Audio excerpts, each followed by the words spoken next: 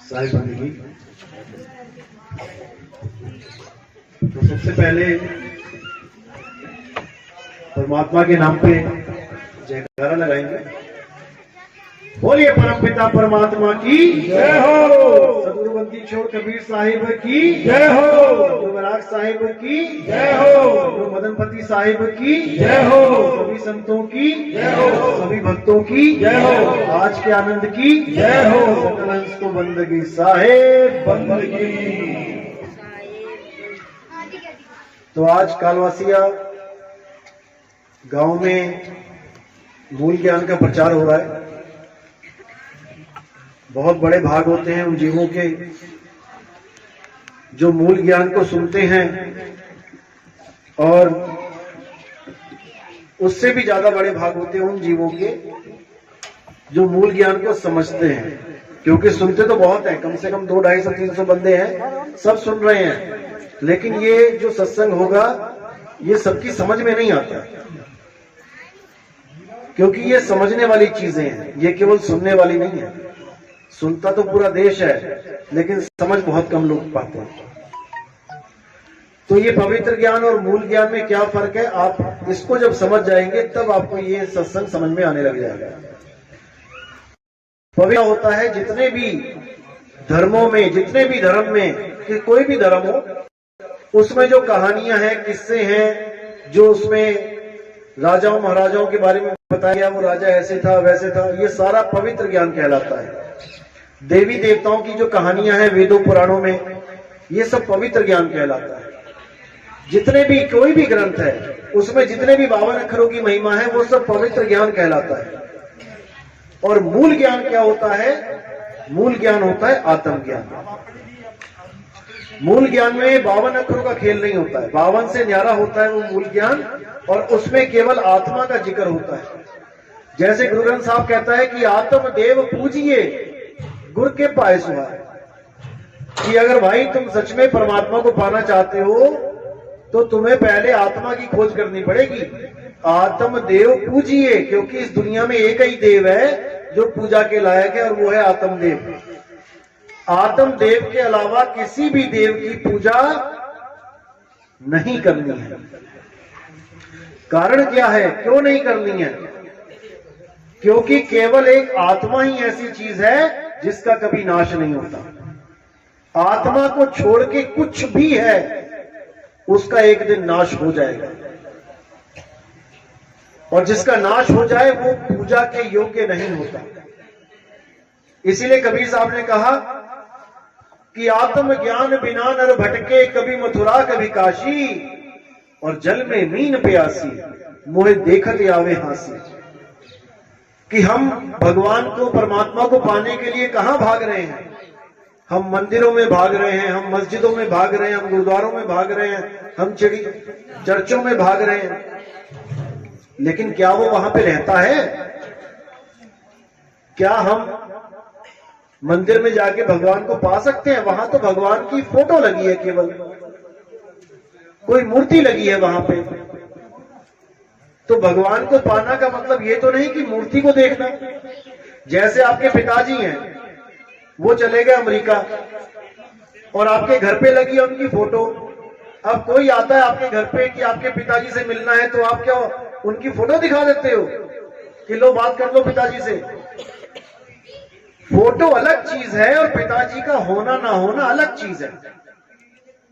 पिताजी अमेरिका में हैं और आप घर की फोटो को दिखा रहे हो, तो साहिब कह रहे वस्तु कहीं और ढूंढे कहीं, कैसे लागे हाथ, गुप्त वस्तु तब मिले भेदी लीजिए साथ। भगवान परमात्मा कहीं और बैठा है और तुम ढूंढ कहीं और रहे हो। इसीलिए सारी सारी उम्रें बीत जाती हैं, दाढ़ी सफेद हो जाती है, बाल सफेद हो जाते हैं, दांत झड़ जाते हैं, आंखें कमजोर हो जाती हैं, आदमी बूढ़ा हो जाता है, मरने की कगार पे आ जाता है, लेकिन फिर भी उसे परमात्मा नहीं मिलता। क्यों नहीं मिलता?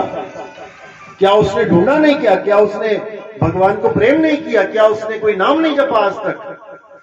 बहुत कुछ मरने से पहले मिल जाए,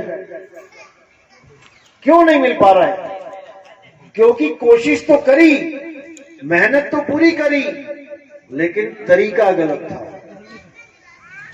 आप दूध में से घी निकालो, एक बच्चे को भी पकड़ा दो दूध कि इसमें से घी निकाल, जो अनाड़ी है जिसको कुछ नहीं पता कि घी कैसे निकालते हैं, और एक दूध उसको पकड़ा दो जो जानती है कि दूध में से घी कैसे निकलेगा।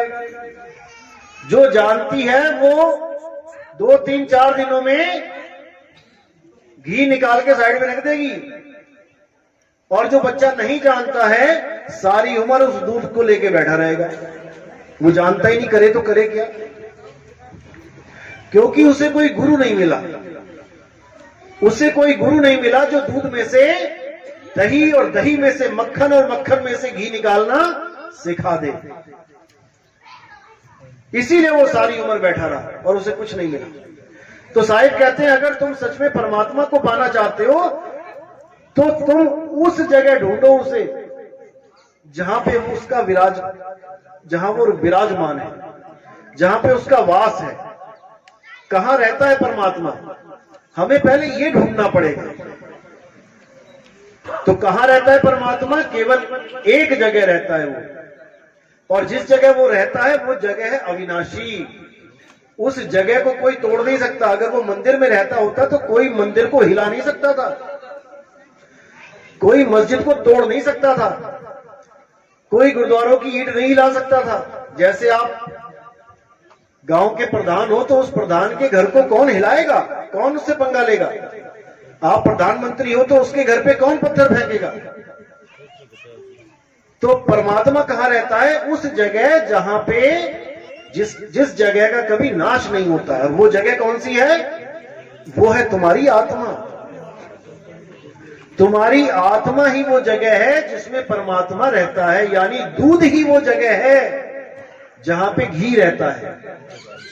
अब दूध घी को ढूंढने के लिए गली गली भटकने लग जाए तो फिर क्या बनेगा उसका।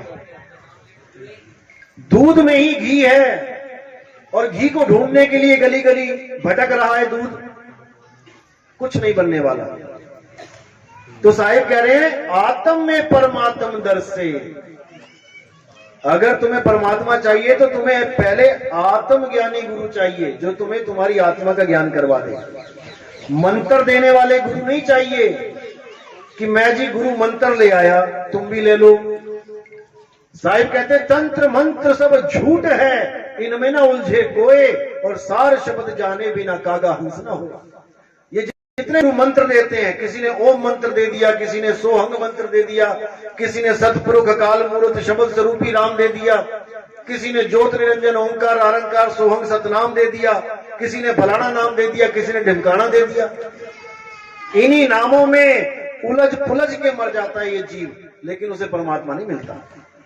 क्यों नहीं मिलता, क्योंकि वो समझ ही नहीं पाया कि मैं लेके क्या आ गया गुरु से। लेने में कुछ और गया था और ले कुछ और लाया।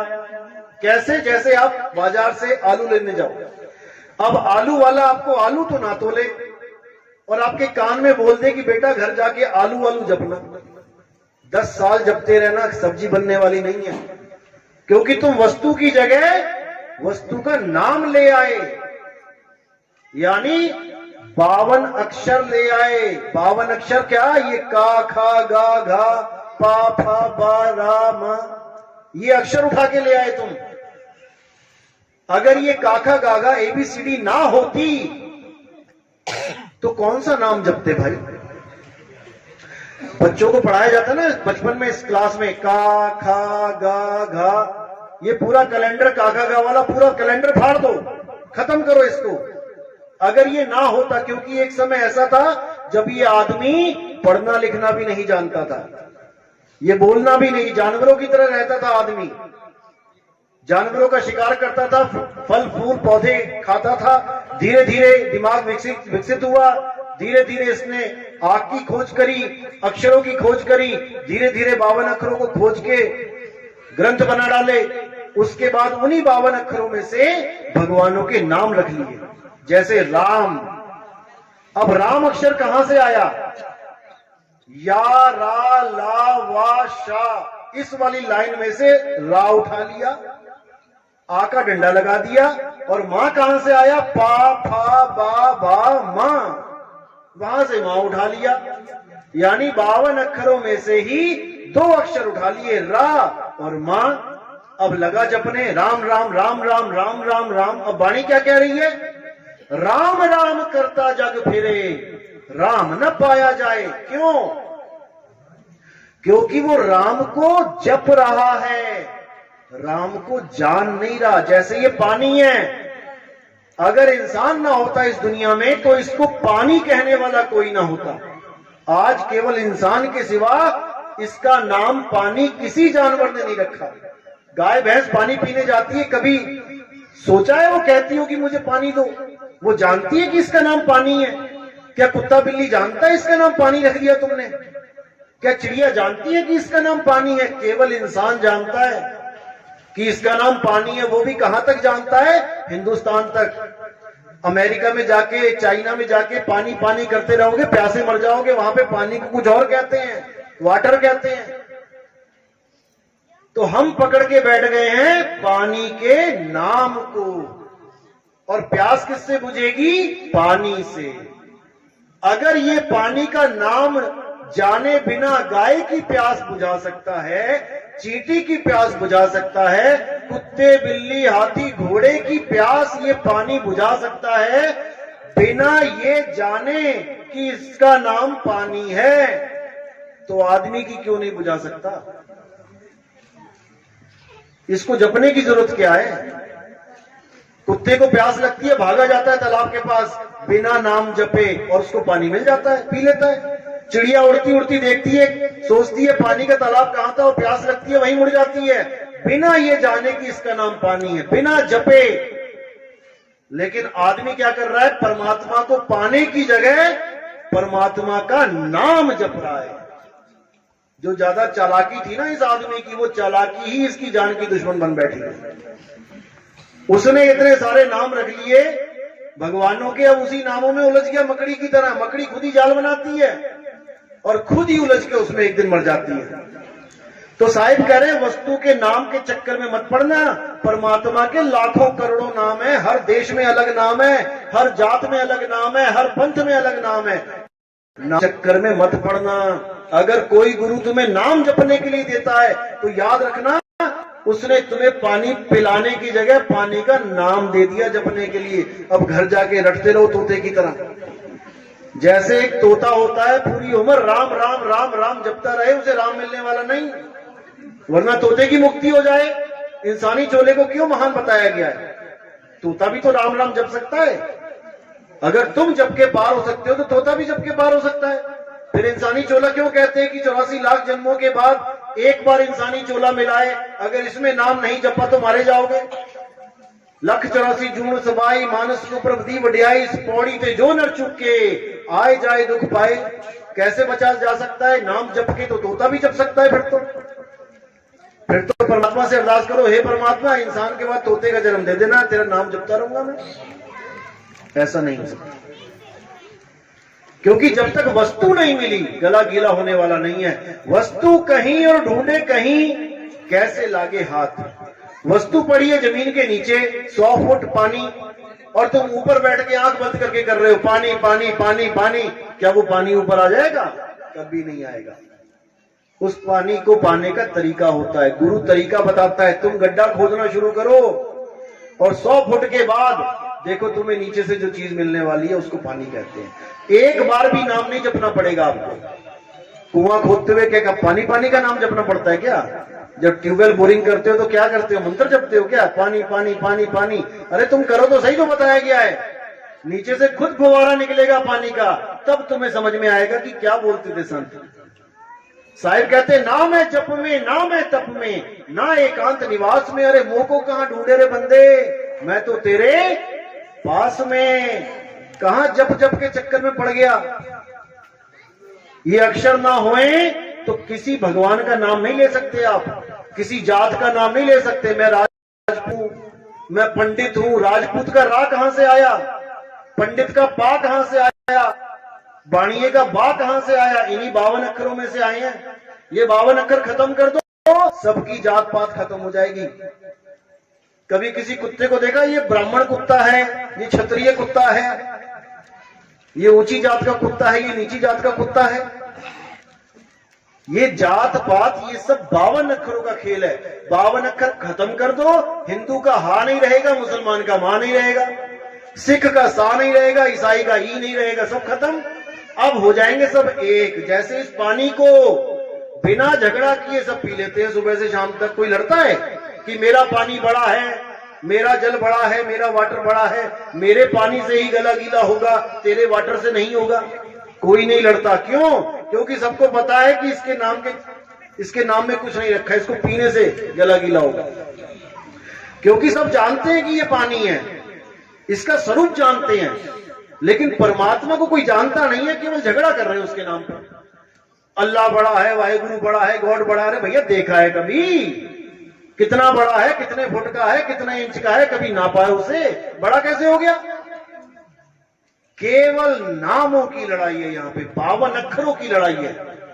तो कबीर साहब कहते हैं 52 अक्षर जीव आधारा, आदि अक्षर जी भ्यासे न्यारा, वाही को सत सिमरण कहिए, सिमर सिमर नर उतरो पारा। इन 52 अक्षरों की लड़ाई को खत्म कर दो, छोड़ दो। कोई भी नाम जपते हो छोड़ दो। अब पूछो गुरु से कि क्या है तुम्हारे पास? मैं नाम नहीं जपूंगा, मैं कान वाला हूं, मैं सुन सकता हूं, तुमने मुझे नाम दे दिया। मैं बहरा होता तब तुम क्या नाम देते? यानी परमात्मा बहरों को नहीं मिलेगा। अगर तुम बहरे होते, सुन ना सकते, तो कौन सा मंत्र लेके आते गुरु से? अगर तुम अंधे होते, कई लोग अंधे चेलों को नाम नहीं लेते, कहते तुम गुरुजी को देख नहीं सकते, तुम उनका ध्यान कैसे करोगे भाई? अरे गुरुजी का ध्यान करना है क्या?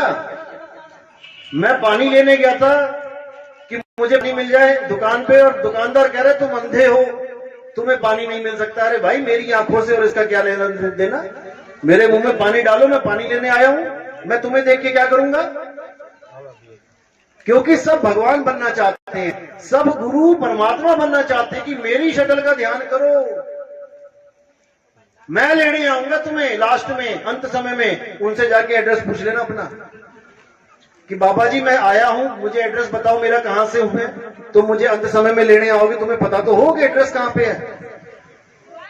तुमसे आधार कार्ड ले लेके छापते हैं वहां पे कि ये फलाना इस गांव से आया है, उसका एड्रेस सही है। तुम क्यों मांग रहे हो जब तुम ही लेने आओगे? तुम बताओ मैं कहां से आया हूं। तो ऐसे मूर्ख बनाते हैं ये लोग। अब करना क्या है आपने? कबीर साहब क्या कह रहे हैं? 52 अक्षर लोक त्रय, सब कुछ इन्हीं माही, और ये आखर खिर जाएंगे, वो आखर इनमें नहीं। वो परमात्मा का असली नाम इन 52 अक्षरों में नहीं है।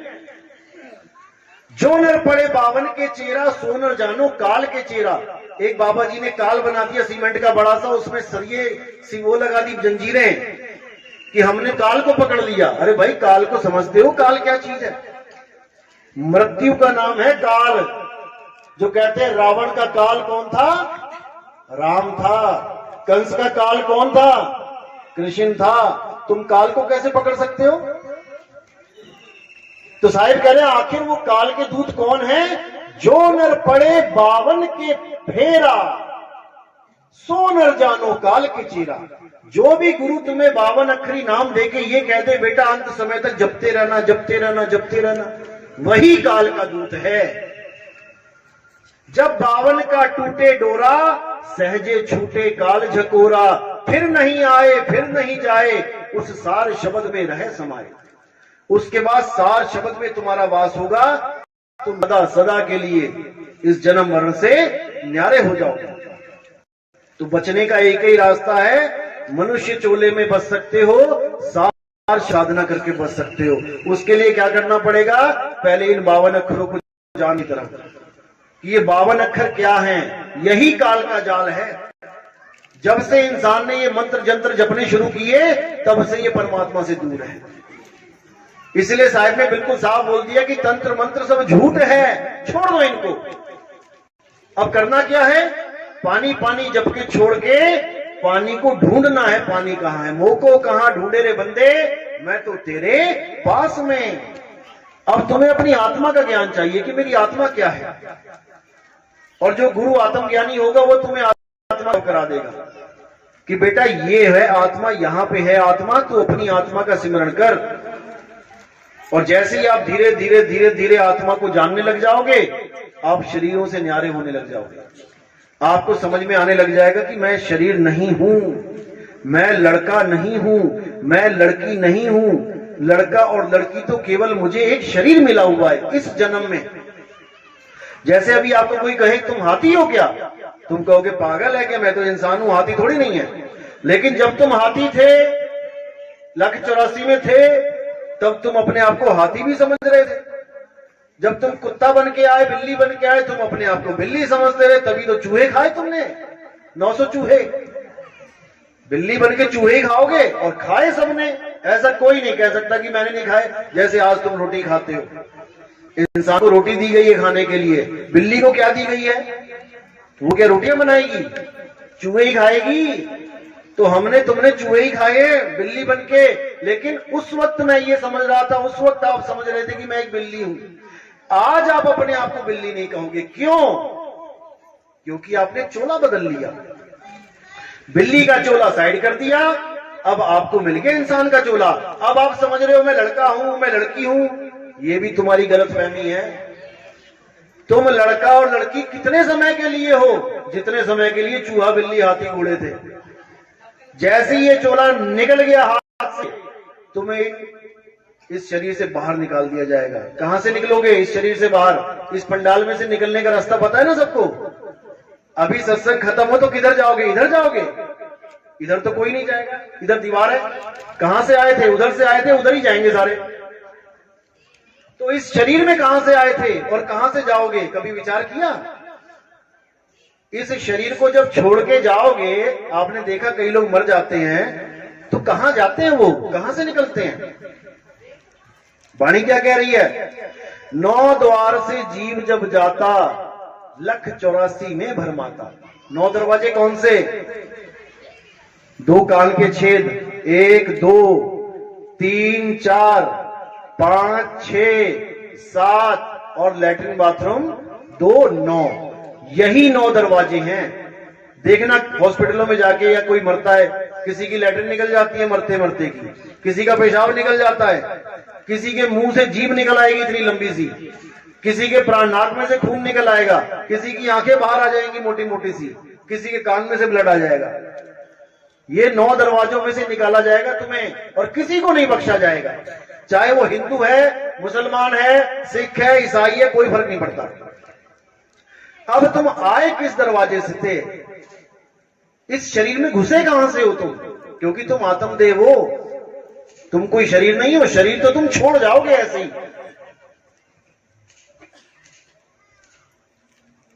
कैसे छोड़ जाओगे? जैसे एक आदमी था, किसी के घर गया, उसको कुछ पैसे उधार दिए हुए थे। उसके घर गया तो उसका लड़का दरवाजे में बैठा हुआ था। उसको पूछा पापा कहां हैं? उसने कहा पापा सो रहे हैं, अंदर लेटे हुए हैं। उसने देखा अंदर चारपाई पे लेटे हुए थे। तो वो कहता चलो सोने दो, मैं कल आऊंगा। वापस चला गया। अब कल आया, अगले दिन आया। अब लड़के से पूछा पापा कहां है भाई? तो पापा जी जमीन पे लेटे हुए थे, बिस्तर पे कल थे और आज जमीन पे लेटे थे। तो उसने बोला पापा कहां है? तो वो बोला पापा तो चले गए, हमें छोड़ के चले गए। तो वो कहता कहां चले गए? वो लेटे तो हैं, पे लेटे थे, आज नीचे लेटे हैं, तू कह रहा छोड़ के चले गए। तो वो कहता नहीं पापा चले गए। तो वो कहते पापा चले गए तो वो लेटा कौन है? यही तो, इसी को तो पापा पापा करता रहा सारी उम्र। तू इसी शरीर को तो पापा पापा मम्मी मम्मी करता रहा, तो चले कहां गए? यही तो है, लेटे हुए हैं। लेकिन उसके पापा सच में चले गए उसको छोड़ के। तो पापा कौन था? क्या उसने अपने पापा को देखा सारी उम्र? उसने कभी जाना ही नहीं पापा कौन था। वो शरीर को पापा समझ के बैठा था सारी उम्र। जैसे आपको कार मिल जाए चलाने के लिए और आप खुद को ना जान के कार को अपना स्वरूप मानने लग जाओ, अपने आप को मारुति कहने लग जाओ, और सामने से कोई अल्टो गाड़ी आई तो उसको अल्टो समझने लग जाओ, यानी ये शरीर ही गाड़ियां हैं। तुम्हें मिल गया आदमी का शरीर, तुम अपने आप को आदमी मान रहे हो, और किसी और को देख के, लड़की के शरीर को देख के तुम कह रहे हो वो लड़की है, मैं लड़का हूं। यानी कि अपने अपने शरीर को सत्य मान के बैठ गए, जबकि ना तो वो लड़की है ना तुम लड़के, तुम भी आत्मदेव वो भी आत्मदेव। इसी प्रकार पापा जो थे वो आत्मदेव थे, वो चले गए, और लड़के ने कभी पापा को नहीं देखा, सारी उम्र रह लिया उसके साथ, अपने पापा के स्वरूप को ही नहीं जान पाया वो मेरे पापा कौन थे। शरीर को पापा पापा करता रहा, अंत में शरीर पड़ा हुआ ही नीचे, वो कह रहा पापा चले गए। बस यही समझना है, हम और तुम आत्मदेव हैं, हम शरीर नहीं है। शरीर तो केले के छिलके की तरह यहां पड़ा रह जाएगा, जैसे हम केले का छिलका उखाड़ते हैं और उसको ऐसे फेंक देते हैं डस्टबिन में, तो ऐसे ये शरीर तुम्हारा यहां पड़ा रह जाएगा। अब जो निकल के गया वो कौन है, उसको जानना पड़ेगा, वही हमारा स्वरूप है। मां बेटे का स्वरूप नहीं पता, बेटे को बाप का स्वरूप नहीं पता, बाप को लड़की का स्वरूप नहीं पता, बस अपने अपने शरीरों को देख के सोच रहा है ये मेरा पापा है, ये मेरी मम्मी है, ये मेरा भाई है, ये मेरा चाचा है, जबकि कुछ भी नहीं है, ये केवल मटके हैं पानी, जैसे मिट्टी के मटके होते हैं ना, किसी ने मिट्टी से सुराही बना दी, किसी ने मटका बना दिया, किसी ने कुछ बना दिया, मिट्टी के भांडे हैं। मिट्टी को देख देख के पहचान रहे हैं, ये फलाने की मिट्टी है, फलाने की मिट्टी है, फलाने की, इसका ये नाम है, इसका ये नाम है। शरीरों में उलझे पड़े हैं। अब शरीरों से ऊपर उठना पड़ेगा, शरीरों से ऊपर उठने के लिए क्या करना पड़ेगा, आत्मा को जानना पड़ेगा। तो कबीर साहब ने और बाकी संतों ने आत्मा को ऊपर रखा है हमेशा। देही ज्ञान सब जगत बखाने, विदेही ज्ञान कोई बिरला जाने, ध्यान विदे और नाम विदेहा, दो लख पावे मिटे संदेहा। देही ज्ञान तो सारी दुनिया भाग रही है, पूजा करवा रही है शरीरों की, लेकिन शरीर तो मिथ्या है, शरीर तो नाशवान है। आज दोनों हाथ सही चल रहे हैं, कल को एक हाथ कट गया, क्या करोगे? तुम्हारा कट गया, जिसकी भी पूजा कर रहे हो उसका कट गया, फिर क्या करोगे? तो पूजा किसकी करनी है? आत्मदेव पूजिए, गुरु के पाए सुहा। आत्मा की पूजा करनी है, आत्मा को जानना पड़ेगा। कोई बात नहीं, आत्मा को जाने बिना किसी को परमात्मा मिलने वाला नहीं है। तो इसीलिए साहिब बार बार समझाते हैं कि आत्म ज्ञान बिना नर भटके, कभी मथुरा कभी काशी, और जल में मीन प्यासी, मुझे देखते आवे हांसी। जब तक आत्म ज्ञान नहीं होगा, जब तक आपको वो रास्ता मिलने वाला नहीं है जिसके लिए आपको इंसान चोला मिला है। इंसान चोला 84 के बाद एक बार मिलता है, अगर उसमें आपने नहीं चेता, अगर आपने विचार नहीं किया कि क्या कहां जाऊंगा इस शरीर को छोड़ के, तो आपको इन्हीं 9 दरवाजों में से निकाल दिया जाएगा। इन्हीं 9 दरवाजों से निकलने पे 184 जून में चला जाता है इंसान। अब इससे बचना कैसे है? तो कहना चाहो काल जाल से चीनो शब्द हमारा, और कहें कबीर अमर कर राखूं जो निज होए हमारा। अगर काल जाल से बचना है तो हमारे शब्द को चीन लो, यानी परमात्मा के नाम को चीन लो। परमात्मा का नाम ये नहीं है कि तुम उसको बोल बोल के रट रट के जपो। परमात्मा का नाम है जिसको कोई जप नहीं सकता, उसमें सूरत लगानी है केवल। अपनी सूरत को, जैसे चांद को चकोर निहारता है, पूरी रात चकोर पक्षी क्या करता है? चांद को देखता रहता है, देखता रहता है, देखता रहता है, इतना ज्यादा देखता है कि वो पलक भी नहीं झपकता। बस ऐसे ही हमारी जो सूरत है उसको शब्द में ऐसे रमा देना है हमें। शब्द यानी कि परमात्मा, ना कि कोई मंत्र। तो साहिब क्या कह रहे हैं कि जब तक तुम्हें शब्द का भेद नहीं मिला, जब तक तुम मंत्र ही जपते रहोगे, और मंत्र जपते रहोगे, कोई नाम जपते रहोगे, तब तक तुम्हारी मुक्ति होने वाली नहीं है। इसलिए साहिब बार बार चेता रहे हैं कि 52 को समझ जाओ। 52 के जंजाल में फंस गया ये संसार, और सिमरन 52 का करे कैसे लागे पार। इसको देखो, किसी को पूछो तुम भगवान की भक्ति करते हो? हाँ मैं नाम जपता हूँ। क्या नाम जपते हो? मैं राम जपता हूँ, मैं कृष्ण जपता हूँ, मैं अल्लाह जपता हूँ, मैं वाहेगुरु जपता हूँ, मैं कबीर कबीर जपता हूँ। ये सारे नाम 52 अक्षर कहलाते हैं। इन्हीं 52 से परे हो जाना है। 52 से परे होगे तब जाके वस्तु का ज्ञान होगा। वस्तु क्या है? आत्मदेवी वस्तु है। गीता में बिल्कुल स्पष्ट बोला गया, हे अर्जुन